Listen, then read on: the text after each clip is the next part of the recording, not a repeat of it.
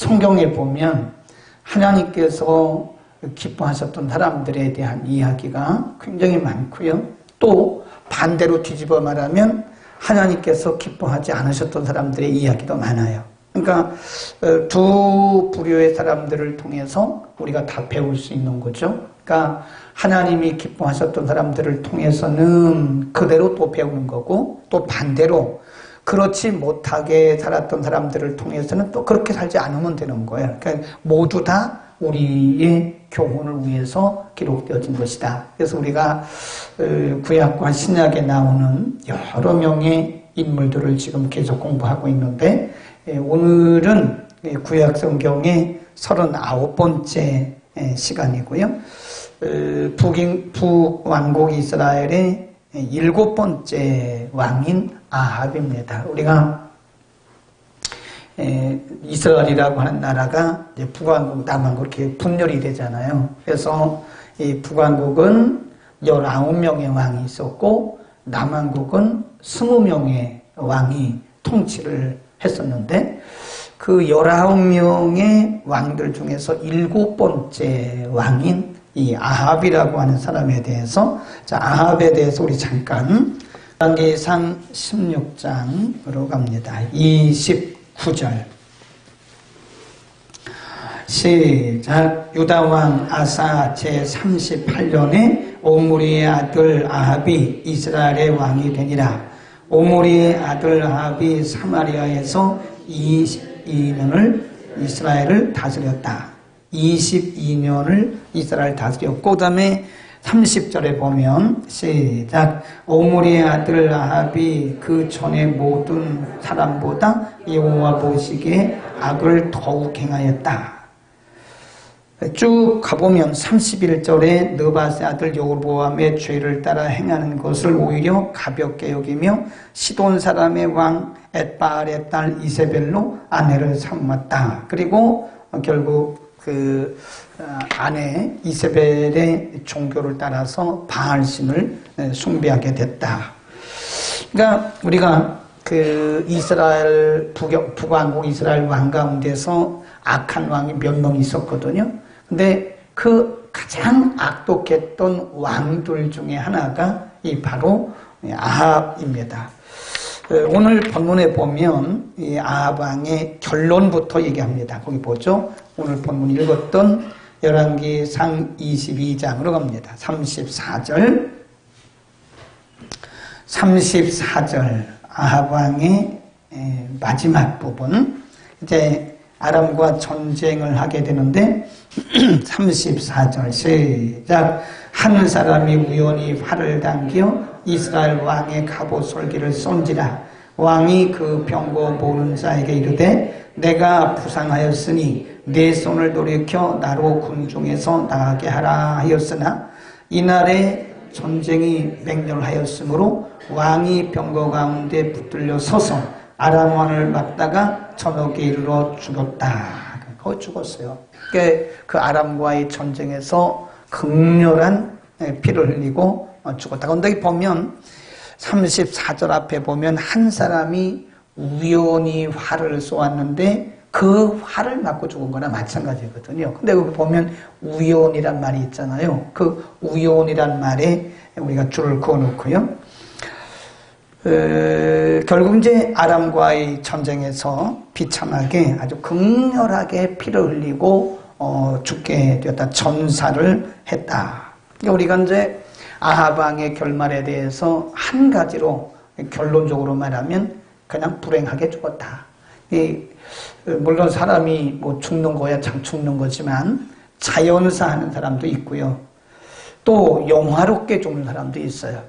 근데 이 아합 왕 같은 경우는 전쟁터에서 그 아람 군대가 쏜 군인이 쏜 그 화살을 맞고 거기서 극렬하게 피를 흘리고 죽었고, 그 다음에 그 이후에도 보세요. 사후에도 37절에 보면 37 시작. 왕이 이미 죽음에 그 시체를 메어 사마리아에 이르러 거기 장사니라.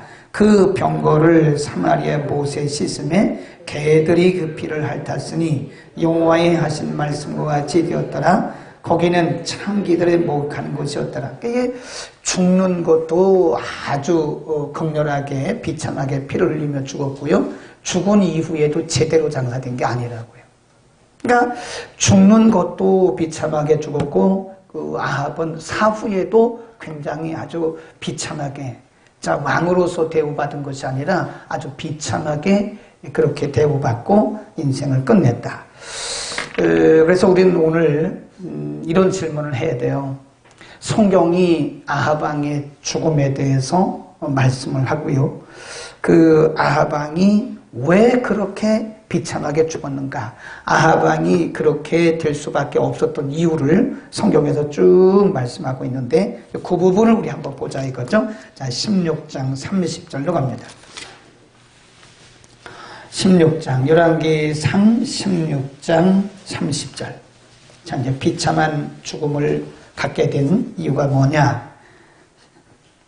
16장 30절 시작. 오므리의 아들 아합이 그 전에 모든 사람보다 여호와 보시기에 악을 어떻게 행했다고 그래요? 더욱 행했다 그랬어요. 이전에 어떤 왕들보다도 그들의 조상들보다도 이 아합이 악을 행하는데 더욱 심한 악을 행했다. 그래서 이제 오늘 본문을 이렇게 쭉 살펴보면 그것 때문에 하나님 앞에서 악을 행해서 결국은 비참하게 극렬하게 피를 흘리고 죽게 되었는데 오늘 본문을 자세히 이렇게 살펴보면요. 16장, 17장 이후의 말씀들을 쭉 요약을 해보면 아합이 그럴 수밖에 없었던 이유가 있어요. 성경에서 아합 왕이 그렇게 하나님 앞에서 악을 행할 수밖에 없었던 그 이유가 있더라니까요. 우리가 보면 죄를 범하는 사람은 죄를 범할 수밖에 없는 그 요인들이 본인들에게 있더라는 거죠. 오늘 그 부분을 우리가 한번 살펴보자는 겁니다. 한번 보세요. 31절에 봅니다. 왜 그렇게 아합이 16장 31절 왜 그렇게 아합이 이전의 왕들보다 그렇게 더욱 악을 행하다가 비참하게 죽었는가? 잘 보세요. 31 시작. 느밧의 아들 여로보암의 죄를 따라 행하는 것을 오히려 어떻게? 가볍게 여겼다 그랬습니다. 이미 여로보암을 통해서 여로보암이 하나님 떠나서 불의와 불법과 불신앙과 우상 숭배 행하다가 아주 비참하게 죽었거든요. 그걸 다 봤다는 거예요. 이미 아합은 여로보암이 하나님 앞에서 행했던 죄악이라든지 그 죄로 인해서 여로보암이 비참하게 죽었던 그런 과정이라든지 결과에 대해서 이미 다 알고 있었다는, 다 봤다는 거예요. 역사를 통해서. 그런데 그것을 하나의 교훈으로 삼은 것이 아니라 그럼에도 불구하고 그 죄를 답습을 하는 거예요. 그래서 그 죄에 대해서 가볍게 여기는 거예요. 그러니까 이미 여로보암이라고 하는 왕이 하나님 앞에서 불의와 불신과 그리고 우상 숭배를 행하다가 하나님 앞에 이렇게 크게 침을 받아 죽었잖아요. 그러면 그 역사를 바라보고 깨달아야 될 거 아니야. 아, 이거 죄는 위험한 거구나. 죄는 무서운 거구나. 죄의 결과는 비참한 거구나. 이런 것들을 알고 그것을 자신에게 적용해야 되는데 다 봤다 이거예요. 여로보암이 어떤 죄를 지었고 여로보암의 결과가 얼마나 비참했는가를 다 봤다는 거예요. 그런데 그거를 가볍게 여긴 거예요. 아, 별거 아니네 이렇게. 그러니까 아합이 죄를 지을 수밖에 없었던 이유는 죄를 가볍게 여긴 거예요. 이미 하나님이 여로보암을 통해서 다 보여주신 거예요. 그러니까 하나님이 여로보암에 대해서 성경을 통해서 기록하게 하신 것은 그게 여로보암만의 이야기가 아니거든요.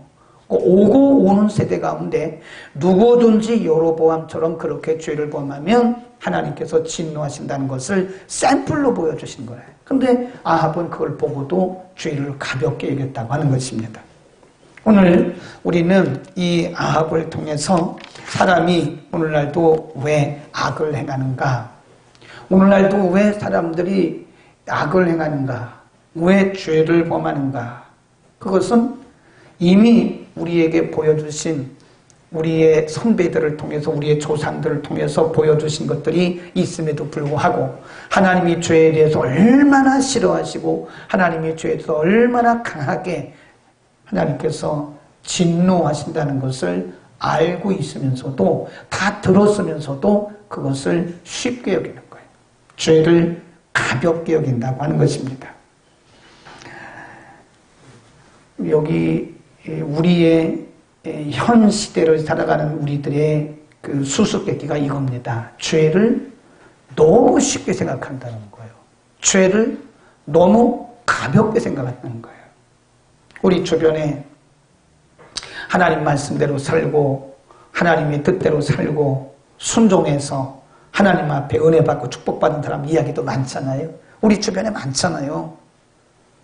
그걸 보고 배워야 되는 거거든요. 또 반대로 우리 주변에 하나님 말씀대로 안 살고 하나님의 뜻대로 안 살고 자기 생각대로 살고 말씀 불순종하다가 하나님의 징계를 받은 사람들의 모습이 많잖아요. 하나님의 말씀대로 살지 않다가 하나님의 징계를 받는 사람들이 우리 주변에 많다고요. 그런 걸 보면서도 그 죄를 그냥 가볍게 여기는 거예요. 오늘날 우리가 이 십계명이라고 하는 거를 좀 쉽게 생각합니다. 그러니까 뭐 십계명은 구약이니까, 또 구약의 율법은 뭐 예수님 오셔서 다 완성하셨으니까 율법은 지키지 않아도 되는 것처럼 그렇게 생각하는, 그렇지 않아요. 율법으로 구원에 이를 수 없다는 얘기지 우리가 구원받은 이후에 십계명을 무시하라는 건 아닙니다. 믿음으로 구원받은 이후에는 이 구약의 계명들이요, 십계명을 비롯해서 구약의 계명들이 우리 삶의 기준이에요. 우리의 삶의 기준입니다. 그러니까 가끔 이 하나님의 은혜라고 하는 것을 오해하는 사람들이 있습니다. 그러니까 모든 것이 다 은혜.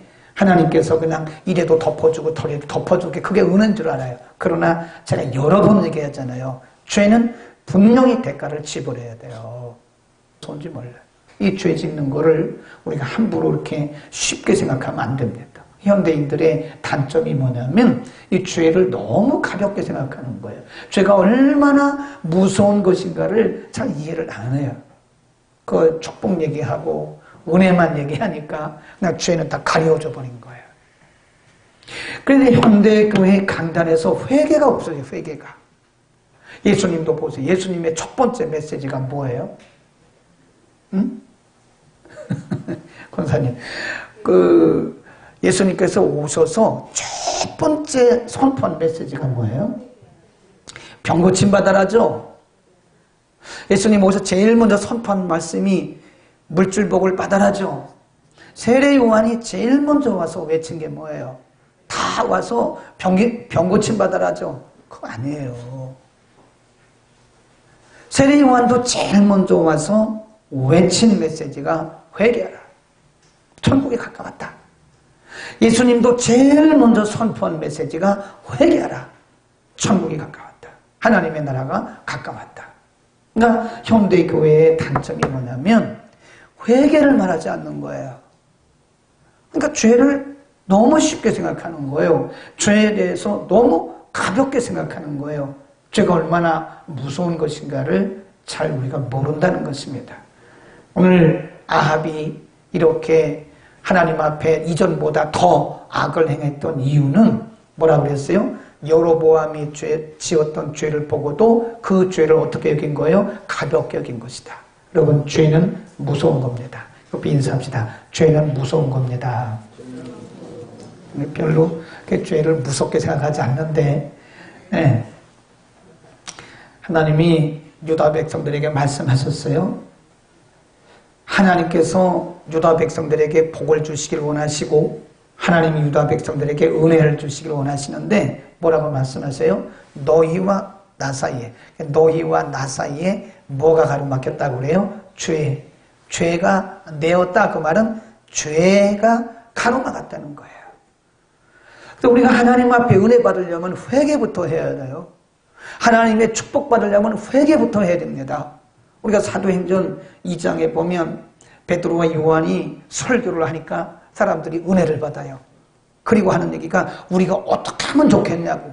하루에 3,000명씩 돌아오는데 그때 사람들이 베드로와 요한에게 물어봐요. 형제들아, 우리가 뭘 했으면 좋겠냐. 그러니까 베드로가 뭐라고 해요? 여러분이 회개하십시오. 그리하면 성령을 선물로 받게 될 것입니다. 회개하라. 그러니까 회개의 강을 통과할 때에 성령의 은사도 임하는 것이고, 회개의 강을 통과할 때 성령의 은혜도 임하는 것이지, 이 죄를 묻어놓고는 안 된다는 거죠. 죄를 두려워할 줄 아시길 바랍니다. 죄는 무서운 겁니다. 죄를 너무 쉽게 생각하지 마십시오.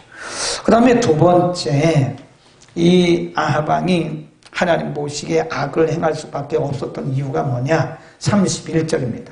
16장 31절. 첫 번째는 그가 31절에 보면 오히려 가볍게 여겼다 하는 말씀이 있고, 그 다음에 그 뒤입니다. 두 번째, 아합 왕이 하나님 앞에 악을 행할 수밖에 없었던 이유가 뭐냐?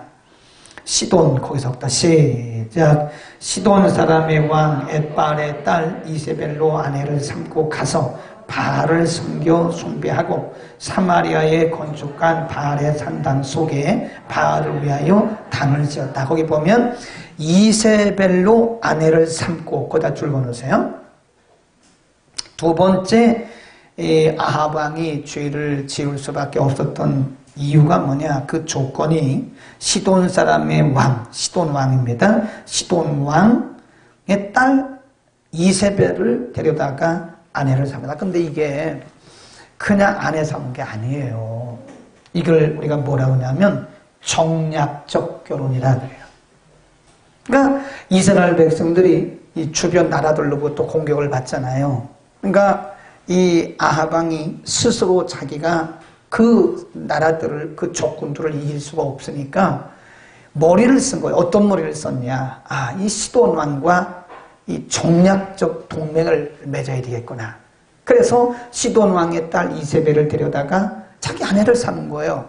그러니까 어차피 아내를 삼았기 때문에 시돈 왕과는 정략적인, 그러니까 어떤 우호적인 관계가 되는 거예요. 그러니까 사실은 이세벨을 좋아해서 결혼한 게 아니라 정략적으로 군사적 도움을 받기 위해서 결혼한 거예요. 이세벨을 데려다가. 그러다 보니까 이세벨의 마음을 기쁘게 하려고 하다 보니까 이세벨이 섬기던 뭘 섬긴 거예요? 바알신을 섬긴 거예요. 이것을 우리가 뭐라고 하냐면 인본주의라 그럽니다. 인본주의. 그러니까 아합 왕의 마음속에는 하나님을 의지하려고 하는 그런 믿음이 없어요. 그러니까 어떻게 하면 인본적으로, 어떻게 하면 인간적으로 주변 나라의 그 적군들의 공격을 막을 수 있을까 생각한 것이 바로 정략적인 결혼을 통해서 시돈 군대의 도움을 받기 위해서 이세벨을 자기 아내로 삼았다는 거예요. 이게 인본주의입니다. 하나님을 신뢰했다고 하는 근거가, 증거들이 하나도 없어요. 거기 보세요. 16장 32절에 보면, 그래서 그때로부터 아합 왕이 바알 신당을 건축하고 바알을 위해서 단을 쌓고 막 이렇습니다. 32절 시작. 사마리아에 건축한 바알의 사당 속에 바알을 위하여 단을 쌓으며 33절 또 아세라 목상을 만들었으니 저는 그 전에 모든 이스라엘 왕보다 심히 이스라엘 하나님 여호와의 노를 격발하였다 그랬다. 그러니까 어떻게 해서든지 하나님의 도움을 받으려고 하는 그런 믿음의 행위는 믿음의 생각조차 없는 거예요. 그러니까 할 수 있는 한 방법들을 다 동원해서 사람의 도움을 받으려고 했던 인본주의의 극치다 이렇게 보는 거예요. 그러니까 이 아합이 왜 죄를 범할 수밖에 없었나? 그러니까 자꾸 사람의 도움, 사람을 찾아가서 사람을 또 이렇게 움직여서 사람의 도움을 받으려고 하는 그런 인본주의가 있었다. 우리가 요즘에 새벽에 이 역대상을 쭉 다시 공부하고 있잖아요. 근데 오늘 어제 그제는 제가 새벽기도 안 했는데 그래도 어제 다시 와서 10장, 그 역대상 10장 맨 끝에 보면 13절, 14절에 보면 사울 왕이 왜 죽었는가? 거기 말씀을 해요. 성경에 분명히 가르치고 있어요. 보세요. 사울 왕이 왜 죽었는가? 왜 비참하게 그 길보아산 전투에서 어떻게 비참하게 죽었는가? 어차피 죽는 건 죽는 건데 역대상 11장 13절 보세요. 14절까지 시작. 사울의 죽은 것은 역대상입니다. 10장 13절 14절 11장이라고 그랬어요? 네, 10장입니다. 13절 14절 시작. 사울의 죽은 것은 여호와께 범죄하였음이라. 저가 여호와의 말씀을 지키지 아니하고 또 신접한 자에게 가르치기를 청하고 여호와께 묻지 아니하였으므로 여호와께서 저를 죽이시고 그 나라를 이세 아들 다윗에게 돌리셨다 그랬어요. 돌리셨단 말은 하나님이 왕권을 사울 왕에게 뺏어가지고 다윗에게 준 거예요. 이걸 우리가 뭐라고 해요? 요한계시록 2장 5절에 보면 하나님이 촛대를 옮겼다 그랬어요. 그러니까 겉으로 볼 때, 인간적으로 볼 때는 아합 왕이 그렇게 종략적 결혼을 하고 시돈의 도움을 받으면 그가 나라가 부강하고 안전할 줄 알았거든요. 근데 웬걸 하나님이 그 나라를 흩어버리셨어요. 사울도 마찬가지예요. 사울도 조금이라도 하나님을 의지하고 하나님을 신뢰하려고 했던 믿음이 있었더라면 아마 하나님께서 사울을 더 기회를 주셨을지도 몰라요. 사울에게도 그런 마음이 없는 거라. 하나님은 오늘 아합 왕을 통해서 하나님을 신뢰하지 않고 인간의 힘과 인간의 능력을 의지하려고 하는 인본주의적으로 살아가는 사람들의 결론을 우리에게 말씀해 주는 거예요. 하나님이 이 유다 백성들에게 여러 번 하신 말씀이 있어요. 우리가 이제 이스라엘이라고 나라를 이렇게 지정학적으로 보면요, 이 위에는 아수르라고 하는 아주 거대한 나라가 있어요. 굉장히 강한 군대를 가지고 있어요. 그 다음에 이쪽으로는 블레셋이라고 하는 굉장히 거대하고 강한 쌈자라는 나라가 있어요. 이 밑으로 가면 또 애굽이 있어요. 애굽. 애굽이라고 하는 나라는 나일강이 있기 때문에 항상 곡식이 풍성하고 전쟁도 잘하는 그런 나라예요. 이쪽엔 모압과 또 암몬, 에돔 이렇게 있어요. 근데 하나님이 계속 이스라엘과 유다 백성들에게 하신 말씀이 애굽을 의지하지 마라. 아수르를 의지하지 마라. 너희가 만일 애굽을 도움을 구하려고 애굽으로 가면 너희는 분명히 망한다. 인간적으로 보면 남한국 유다 백성들은 애굽으로 가야 돼요. 애굽으로 가야 거기서 곡식도 구하고 그래서 군사적 원조를 받고 나라가 안전할 수 있는 거거든요. 근데 하나님은 반대로 말씀하시는 거예요. 너희가 만일 도움을 구하러 애굽으로 가면 너희는 분명히 망한다. 한번 찾아보세요. 이사야서 31장입니다. 여러 번 말씀했어요. 이사야 31장 1절부터 3절까지 읽습니다. 1001면입니다. 이사야 31장 1절부터 시작. 도움을 구하러 거저 줄 보세요. 줄 거놓으세요. 도움을 구하러 그랬어요. 인간적 도움입니다. 도움을 구하러 애굽으로 내려가는 자는 화 있을진저 그들은 말을 의뢰하며 병거의 많음과 마병의 심이 강함을 의지하고 이스라엘의 거룩하신 자를 앙모하지 않았다는 거예요. 네, 분명히 말씀하셨어요. 그 다음에 3절 시작. 애굽은 사람이요 신이 아니며 그 말들은 육체요 영이 아니라 여호와께서 그 성을 드시면 돕는 자도 넘어지며 도움을 받는 자도 엎드러져서 다 함께 멸망할 것이다. 그러니까 이스라엘 백성들이 도움을 구하러 애굽으로 가잖아요. 그러면 하나님이 애굽도 치고 이스라엘도 치고 그 말이에요. 그러니까 아합이 왜 하나님이 주셨던 그 엄청난 왕이 되는 특권을 가지고 있으면서도 비참하게 불행하게 그의 인생을 마감했나? 그 속에 하나님을 의지하는 믿음이 없어요. 오늘 하나님은 우리들에게 우리의 마음속에 하나님을 신뢰하고 하나님을 의지하는 믿음을 보기를 원하십니다. 아멘. 우리는 자꾸 사람을 찾아가고 사람을 의지하고 내 지혜와 내 경험을 의지하지만 하나님은 그런 데 별로 개의치 않아요. 어떤 사람들은 이런 얘기를 많이 해요. 자기가 빽이 있다는 얘기를 많이 해요. 그러니까 우리에게 빽이 없는 게 은혜입니다. 빽. 나는 뭐 누구를 알고 어떤 분은 그래요. 속으로 보면 저분은 믿음이 시원찮구나. 우리의 영원한, 우리의 든든한 영원한 빽, 전능하신 하나님을 의지해야지. 자기 주변에는 누구도 있고 뭐 청와대에 누구도 있고 이런 사람 별로 좋아하지 않아요. 입만 열면 뭐 청와대, 뭐 누구 아는 사람이 있다고 막 이래요. 심지어는 뭐 시골에 면장도 한다고 그래요. 면장도 한대. 군수도 한다고 막 이래요. 면장.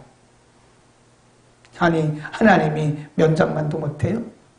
하나님이 군수만도 못해요?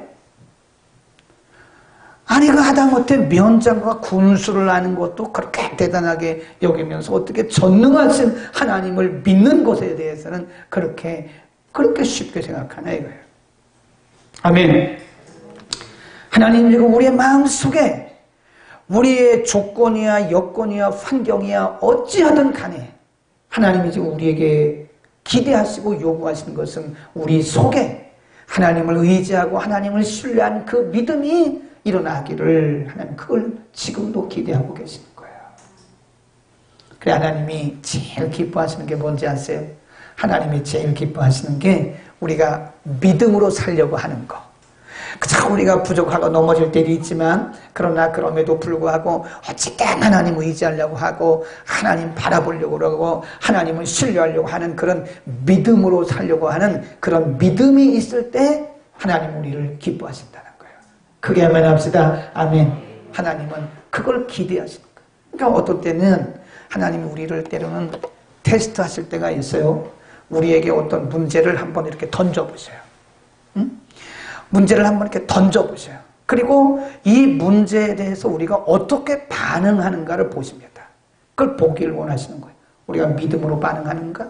아니면 인간의 생각이나 인간의 경험으로 반응해가지고 시험 드는가? 어떤 사람들은 문제를 만나면 시험 들어 팍 흔들려. 믿음의 반응이 아니에요. 하나님 그걸 보기를 원하시는 게 아니에요. 정말로 하나님이 보시길 원하시는 것은 그럼에도 불구하고 우리에게 던져진 이런 시험거리와 문제가 있지만 여기에 대해서 믿음으로 반응하는 것을 하나님은 그렇게 기대하고 계신다는 거예요. 어떤 분이 그래요. 아니, 그렇게 김 목사님은 이렇게 낙천적이고 긍정적이냐 그래 저보고. 아니, 그럼 우리가 믿는 사람이 긍정적이어야지 왜 그럼 우리가 맨날 절망하고 우울하고 맨날 그래야 됩니까? 자기들은 이렇게 얘기를 해요. 100개 중에서 99%가 정확하지 않으면 안 믿는다는 거예요. 근데 우리는 달라요. 우리는 1%의 가능성만 있어도 우리는 믿음으로 바라보는 겁니다. 아멘. 전혀 그분들과 우리들의 가치관이 틀려요. 그 삶의 원리가 틀려요. 하나님을 신뢰하지 않는 사람들은요 90% 가능성이 있어도요 10% 가능성 때문에 도전을 하지 않습니다. 불가능 때문에. 90%가 가능하고 10%가 불가능하다면 이미 90%의 가능성이 있음에도 불구하고 덜덜덜덜 떨고 있어요. 그러나 우리는 하나님을 신뢰하는 우리들은요 99%가 불가능하고 1%의 가능성만 있어도 우리는 뭐예요? 믿음으로 바라보는 것이다. 하나님은 지금도 우리가 믿음으로 나오기를 원하십니다. 하나 더 찾아봐야 되겠어요. 자, 우리 예레미야 17장을 보겠습니다. 예레미야 17장 5절에 보면 하나님이 정말로 기뻐하시는 삶이 무엇이고 기뻐하지 않으시는 것이 뭔가 1078면입니다. 예레미야 17장 5절 시작. 나 여호와가 이같이 말하노라. 무릇 사람을 믿으며 혈육으로 그 권력을 삼고 마음이 여호와께서 떠난 그 사람은 뭘 받는다고 그래요? 저주를 받아. 복을 받을 리가 없지. 네. 혈육을 믿고 사람을 믿고 혈육으로 그 권력을 삼고 6절 시작. 그는 사막의 떨기나무 같아서 좋은 일에 온 것을 보지 못하고 광야 건조한 곳 건건한 땅 사람이 거하지 않는 땅에 거할 것이다. 그 다음에 그 뒤에 보면요, 그러나 이 말씀을 뒤집어요. 그러나 시작. 그러나 무릇 여호와를 의지하며 여호와를 의뢰하는 그 사람은 뭘 받고? 복을 받을 것이다. 어떤 복을 받나? 8절 그는 물가에 심기운 나무가 그 뿌리를 강변에 뻗치고 더위가 올지라도 두려워 아니하며 그 잎이 청청하며 가무는 해에도 걱정이 없고, 그렇지, 결실이 그치지를 않는다는 거예요. 하나님의 말씀입니다. 외국 사람들은요, 성경을 읽고 나서 읽는 사람이 뭐라 하면 이는 여호와의 말씀이니라 그러면 회종들이 아멘 그래요. 우리 한번 연습해 볼까요? 자, 이제 끝까지 읽었어. 8절까지. 그치지 걱정이 없고 결실이 그치지 아니할 것 아니함 같으니라. 이는 여호와의 말씀이니라. 아멘. 사람의 말이 아니잖아요. 혈육으로 권력을 삼는 그 사람은 저주를 받는다. 하나님께서 그들에게 좋은 걸 주시지 않는다. 그러나 하나님을 신뢰하고 의지하는 그 사람에게는 항상 잎이 청청 같은 그런 은혜와 축복을 우리에게 주신다. 우리는 오늘 아방의 이 비참한 결말을 보면서 하나님을 의지하지 않고 또 죄를 너무 쉽게 여기는 것이 얼마나 인생을 불행하게 만드는가를 우리에게 가르쳐 주는 거예요. 하나 더 합시다. 하나 더. 자, 오늘 아하방이 이렇게 비참하게 인생을 마감하고 아주 극렬하게 피를 흘리고 참 인생을 불행하게 마감을 했는데, 그 아하방이 그렇게 죄를 범할 수밖에 없던 것은요, 이 아합은 그 심령 속에 하나님이 없잖아요. 그 심령 속에 하나님을 신뢰하는 믿음이 없잖아요. 그 심령 속에 말씀이 없잖아요. 그러니까 우리가 이 우리의 심령 가운데 하나님을 의지하는 믿음이나 또 하나님의 말씀이 우리 가운데 없잖아요. 그러면 사람들이 자꾸 세상 것으로 만족하려고 그래요. 세상 것으로. 그럼 우리가 은혜가 충만하고 말씀이 충만하고 우리가 하나님을 의지하는 그 믿음이 있으면 우리는 세상 것으로 만족하려고 안 한다고요. 지금 아방이 그 중심에 하나님을 신뢰하는 마음이 없어요. 그 중심에 하나님 말씀도 없어요. 그러니까 자꾸 이 세상적인 것으로 만족하려고 하다가 나중에 사람을 죽여요. 그 탐욕 때문에 사람을 죽여요. 거기 한번 보세요. 21장. 아방이 살고 있는 궁정 옆에 나봇이라고 하는 사람이 살고 있었어요. 열왕기상 21장으로 갑니다. 이 나봇에게는 이 조상으로부터 물려받은 아주 기름진 포도원이 있었다고요. 근데 이 아방이 그 포도원에 욕심을 갖게 되는 거예요. 늘 그걸 보면서 저 포도원을 갖고 싶다 그러는 거예요. 2절. 그래서 나봇에게 이렇게 제안을 합니다. 열왕기상 21장 2절 시작. 아합이 나봇에게 일러가로되 내 포도원이 내 굴 곁에 가까이 있으니 내게 주어 나물밭을 삼게 하라. 내가 그 대신에 그보다 더 아름다운 포도원을 내게 줄 것이요 만일 합의하면 그 값을 돈으로 내게 주리라.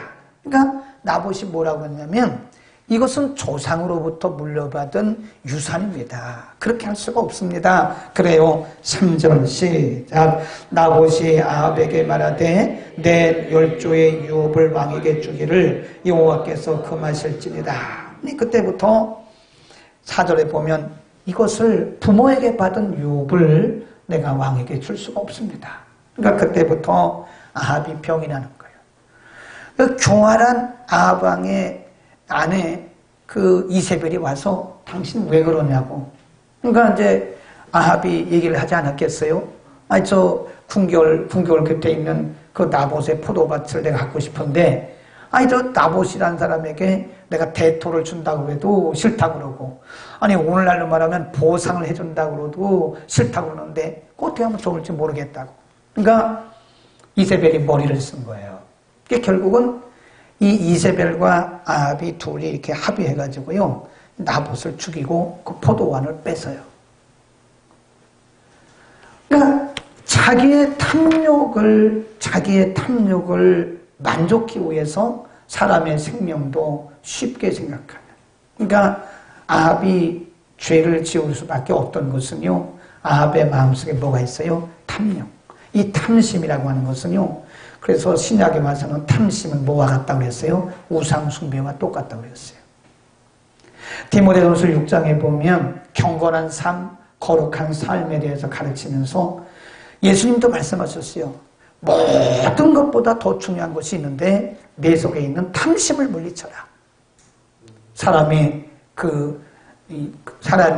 행복이나 생명이 그 소유에 넉넉한 게 있는 것이 아니다. 예수님도 말씀하셨고 디모데전서 6장에서도 경건한 삶을 가르치면서 탐심에 대한 말씀을 하셨어요. 그 신약의 사도들은 탐심은 우상 숭배와 똑같다 그랬어요. 우리가 죄를 범하게 만드는 것이 뭐냐? 탐심입니다. 아합이 탐심 때문에 사람을 죽이는 데 이르잖아요. 그 나봇의 포도원을 꼭 가져야 됩니까? 아니 싫다고 그러면 말아야지. 그거 사람 피 흘려 죽이면서까지 그 포도밭을 뺏어요. 근데 결국은 아합은요, 절제하지 못한 탐심 때문에 그 큰 죄를 범하게 되는 것이다. 그러니까 이제 우리가 결론적으로 말하면 우리가 어떻게 아합을 보면서 우리도 예외는 아니에요. 우리도 날마다 우리 속에 탐심이, 우리 속에 욕심이 계속 독버섯처럼 우리 가운데 계속 자랍니다. 우리 가운데 탐심 없는 사람이 있어요? 한번 손 들어보세요. 탐심이 없는 사람은 무덤 속에 있는 사람이에요. 무덤 속에 있는 사람. 무덤 속에 가야 탐심이 없어지지, 사람의 크고 작은 그 크기의 그 정도의 차이일 뿐이지 사람에게는 다 욕심이 있습니다.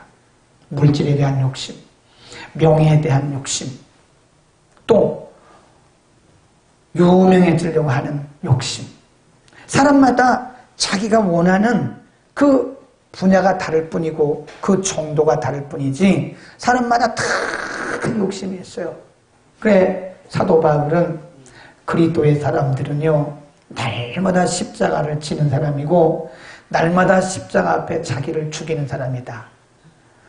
날마다 십자가 앞에 자기의 탐심을 못 박는 자가 크리스찬이라 그랬어요. 한번 찾아볼까요? 갈라디아서 5장 24절. 탐심을 이렇게 얘기를 하고 있습니다. 갈라디아서 5장 24절. 그리스도의 거기입니다. 시작. 그리스도 예수의 사람들은 육체와 함께 그 정과 욕심, 어찌 모르세요? 정과 욕심을 줄여서 뭐라고 그래요? 정욕. 정욕. 그리스도의 사람들은, 그리스도의 예수 그리스도의 사람들은 육체와 함께 그 정과 욕심을 어디 못 박아요? 십자가에. 날마다 십자가에 못 박는. 그러니까 우리 가운데 이런 정욕이 없는 사람이 없어요. 다 있습니다. 종류의, 그리고 방향의 차이고 그 크기의 차이일 뿐이지 그 정욕이 없는 사람이 어디 있겠어? 다 있죠. 네, 날마다 우리가 우리의 정욕을 십자가에 못 박는 거예요. 날마다. 그 십자가에 어떻게 못 박아요? 십자가에다가 그냥 갖다가 그냥 대못을 박아요? 자기가 죽는 거죠. 예수님도 그랬잖아요. 누구든지 나를 따라오려거든 날마다 자기를 부인하고 자기 십자가를 지고 나를 쫓아라 그랬어요. 정욕. 그 정욕, 우리 속에 일어나고 있는 정욕, 예수님도 그래서 정욕을 버려라 이렇게 말씀하시지 않고 뭐라고 해요? 물리쳐라. 물리쳐라. 그 탐심을 버려라. 물론 탐심이 버려질 수도 있겠죠. 근데 이게 또 온다니까, 또 와. 그러니까 예수님도 말씀하시기를 물리쳐라. 네. 마귀를 밟아 죽여라. 그렇게 말씀하지 않았어요. 성경에 보면 마귀를 물리쳐라. 리뷰크하라. 꾸짖어라. 그러니까 이 마귀도요, 한번 이렇게 우리가 쫓잖아요. 귀신 쫓잖아요. 절대 방심하면 안 돼요. 계속 와요, 계속 와. 계속 나갔다. 성경에 나오잖아요. 나갔다 또 오고. 준비가 안 돼 있으면 전보다 더 악한 것이 7을 갖고 데려오는 거예요. 그러니까 아무도 우리 가운데 방심을 안 해도 될 사람은 없습니다. 항상 누구든지 간에. 그래서 마지막에 잘 나가다가 마지막에서 그 정욕 때문에 팍 넘어지는 사람이 얼마나 많은데요. 저는 이 사도 바울이 디모데에게 보낸 서신 중에 이런 편지를 해요. 이런 서신을 썼어요. 나의 달려갈 길을 다 하고, 그런 말씀을 써요. 나의 달려갈 길을 다 하고 믿음을 지켰으니. 이게 그냥 보면 별거 아닌 것 같은데 그게 굉장히 중요한 말씀입니다. 하나님이 내게 맡겨주신 그 길을 내가 다 끝까지 완주를 하고, 그리고 끝까지 내 믿음을 지켰다. 근데 우리가 보면요, 아합처럼 마지막에 가서 아주 그냥 그 정욕 때문에 아주 탁 무너지는 경우가, 잘 가다가 끝까지 잘 가다가 마지막에 정욕 때문에 무너지는 경우가 굉장히 많아요. 네. 얼마 전에 영창감리교회 이렇게 담임하셨던 그 신청철 목사님이 지지난주에 은퇴를 하셨어요. 은퇴. 원래는 뭐 후적이 잘못돼서 3년을 더 하셨다고 그러더라고. 은퇴를 하셨어요. 근데 은퇴하고 나서 이제 영상 만들어서 7분이 그날 이제 감리교 연회에서 은퇴를 하셨는데 쭉 자기 소감들을 밝히더라고요. 근데 뭐라고 은퇴하신 목사님 중에 한 분이 뭐라고 자기 소감을 얘기했냐면, 내가 큰 교회를 목회했던 작은 교회를 목회했던 그게 중요한 것이 아니라 하나님이 나를 목사로 부르시고 내가 하나님께 주의종으로 부름받아서 내가 여기까지 완주했다는 것에 나는 감사를 드린다. 아멘. 우리가 완주하지 못하도록 우리의 신앙을 방해하는 것이 있다면 그것은 정욕입니다. 정욕이에요. 우리가 남의 것을 빼앗는 것은 아닐지라도 아합처럼 나봇을 죽이고 그의 포도밭을 뺏는 것처럼 그런 것은 아닐지라도 우리의 속에 늘 독버섯처럼 솟아나고 있는 그 정욕 때문에 우리의 신앙이 병이 든다. 그러니까 우리는 사실 사도 바울이 말하기를 나는 날마다 죽는다 그러잖아요. 응? 어떤 분이 이런 얘기 했어요. 이분이 막 금식하면서 막 기도하더라고. 왜 기도했더니 자기 교회 부흥과 성장이래. 근데 가만히 보니까 그 교회 부흥과 성장도요, 가만히 보면 목회자들의 정욕일 수도 있어요. 그렇잖아요. 아, 그래요, 안 그래요? 정말 하나님 나라 확장과 하나님의 영광과 복음이 증거되기를 위해서 교회가 부흥되어지고 성장되기를 원하면 그럼 괜찮아요. 그런데 많은 경우에 교회가 부흥되고 성장되는 궁극적인 목표를 자기에게 둘 수도 있고, 아니라고 말을 할 수 있어요. 나는 그렇지 않다라고 말할 수 있지만, 그러나 우리가 현미경 같은 영적인 현미경을 이렇게 살펴보면 그 속에 인간의 정욕도 있다 이거예요. 응? 우리 시인해야 돼요? 인정해야 돼요? 아니라고 말을 하지만 뭐 그럴 경우가 많죠. 과연 우리가 사실 뭐 저를 포함해서 우리가 이 정욕과의 싸움은 우리 무덤에 가는 날까지 해야 돼요. 무덤에 가는 날까지. 다 십자가에 우리 정과 욕심을 육체와 함께 늘 못 박는 그런 훈련. 제가 그러잖아요. 그래서 이 제자 훈련이라는 게 뭐 성경 구절 몇 구절 알고 그런 게 제자 훈련이 아니에요. 진짜 제자 훈련은 자기를 날마다 십자가에 못 박는 거예요. 자기를 부인하고 날마다 자기를 십자가에 못 박는 그것이 제자 훈련이에요. 그게 영성이에요.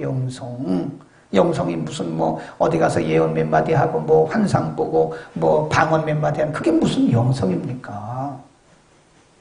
사람들은 그걸 영성이라고 말하는 거예요. 그 영성의 개념이 영성이라고 하는 개념이 참 이상하게 바뀌었어요. 그게 영성이 아닙니다. 진짜 영성은 나를 죽이는 게 제 영성이에요. 내 속에 있는 하나님을 거부하려고 하고 말씀을 자꾸 거부하려고 하고 하나님의 뜻을 자꾸 거부는 아니지만 멀리 하려고 하는, 육신에 속하려고 하는 그런 육체적 정욕을 날마다 십자가에 못 박는 그것이 진짜 영성이고 그 훈련이 진짜 영성 훈련이다. 아멘. 네, 거기까지만 합시다. 우리 한번 복습할까요?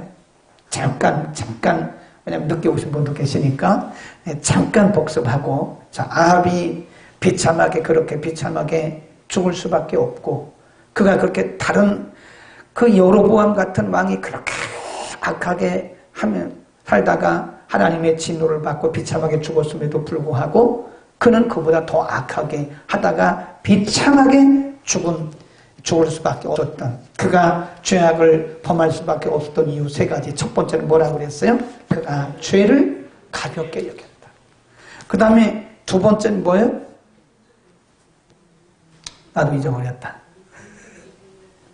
네? 그렇죠. 인본주의다. 이세벨을 정략적으로, 그러니까 하나님을 의지하려고 하는 것이 아니라 자꾸 인본주의로 살려고 했던 인본주의. 그래서 세 번째는 뭐예요? 탐심이었다. 기도하겠습니다. 걸어갈수록 우리가